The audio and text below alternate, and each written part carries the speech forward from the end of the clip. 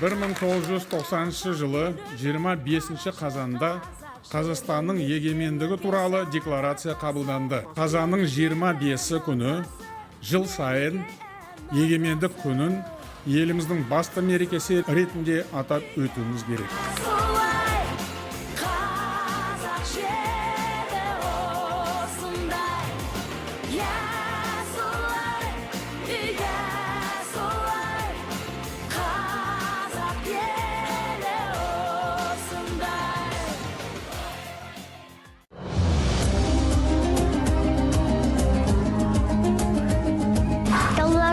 Түтіреген, басында бұл түтінеген. Бағында сайрап бұлбұлы, даласы қайта тілеген. Тыңдаған әлем күшті әні, бұл менің Қазақстаным. Алатау, Алтай, Атырау, байлыққа тұнып жатырау. Демеген тұлпар тұяғы, қыраттарғанша япырау. Ақтарған алтын мұстарын, бұл менің Қазақстаным. Қайда да бүгін құбылыс, қайда да бүгін шұғылыс.